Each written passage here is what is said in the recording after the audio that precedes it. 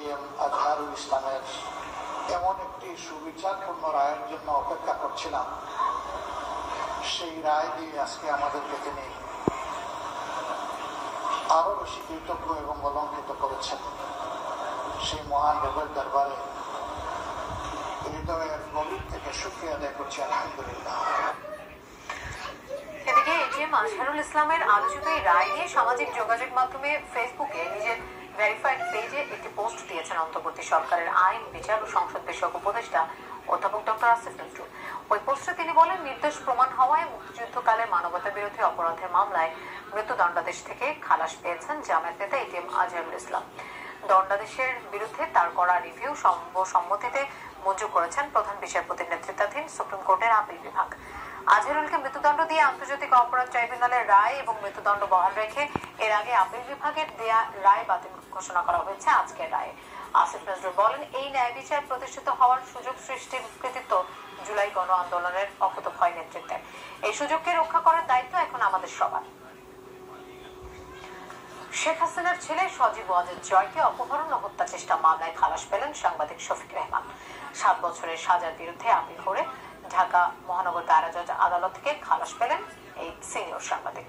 খালাসের পর প্রধান বিচারপতি, বিএনপি চেয়ারপারসন খালেদা জিয়া সহ জুলাই আন্দোলনের বিপ্লবীদের প্রতি কৃতজ্ঞতা জানান শফিক রেহমান। তিনি বলেন, এই রায়ে বিচার বিভাগ স্বাধীন, সেটা প্রমাণিত হয়েছে।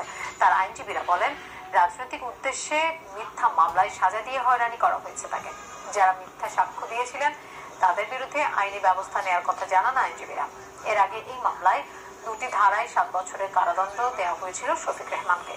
পরে আদালতে আত্মসমর্পণ করে সাজার বিরুদ্ধে আপিল করেন তিনি।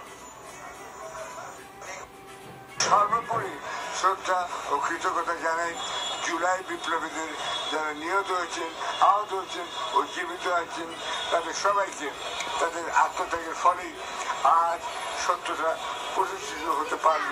এই রায়টা অবৈধ এবং এই রায়ের সাথে আমরা শুনানির সময় প্রত্যেকটা বিষয়ে আমাদের আর্গুমেন্টে তুলে ধরেছি। বিজ্ঞ আদালত আমাদের এই যে আবেদন মঞ্জুর করেছেন এবং এই একই সাথে ওই যে ওনাকে যে 7 বছরের সাজা দিয়েছিল সেটা থেকে ওনাকে মুক্তি দিয়েছেন। আজও সরকারি চাকরি সংশোধন অধ্যাদেশ 2025 বাতিলের দাবিতে সচিবালয়ে বিক্ষোভ করছেন কর্মকর্তা কর্মচারীরা। সকাল থেকে সচিবালয়ে কর্মবিরতি দিয়ে মিছিল করছেন তারা। তবে নির্দেশনা অনুযায়ী আজ দর্শনার্থী প্রবেশ বন্ধ রয়েছে, এমনকি সাংবাদিকদেরও প্রবেশ করতে দেওয়া হয়নি। সচিবালয়ে বাড়তি নিরাপত্তা জোরদার করেছে আইন শৃঙ্খলা বাহিনী, মোতায়েন আছে বিজিবি, সোয়াট, এপিবিএন। গেল কয়েকদিন ধরেই চলছে আন্দোলন। সোমবারও বাংলাদেশ সচিবালয়ে কর্মকর্তা কর্মচারী ঐক্য ফোরামের ব্যানারে পালিত হয় বিক্ষোভ কর্মসূচি। সরকারি চাকরি সংশোধন অধ্যাদেশ বাতিলের দাবিতে সচিবালয়ে বিক্ষোভ কর্মসূচি চলছে। এদিকে সচিবালয়ের বাইরে জুলাই মঞ্চের ব্যানারে কর্মচারীদের বিক্ষোভের প্রতিবাদ জানানো হয়। আমাদের মূল দাবি কিন্তু ওইটাই ছিল যে আওয়ামী দোসরদের শীর্ষ পদ থেকে অপসারণ করতে হবে। তারপর একটা নতুন এখন দিনের শুরু হয়েছে, সেটা হলো কালো আইন। আপনারা জানেন যে এই আইনে যে কেউ সরকার যে কোনো কর্মকর্তা কর্মচারীকে বিনা নোটিশে, বিনা শোকজে চাকরিচ্যুত করতে হবে। এটা তো হইতে পারে না, এটা তো কোনো সভ্য জাতির কোনো আইন হতে পারে না। সচিবালয় এলাকায় আছেন আমাদের সহকর্মী আরিফুর রহমান।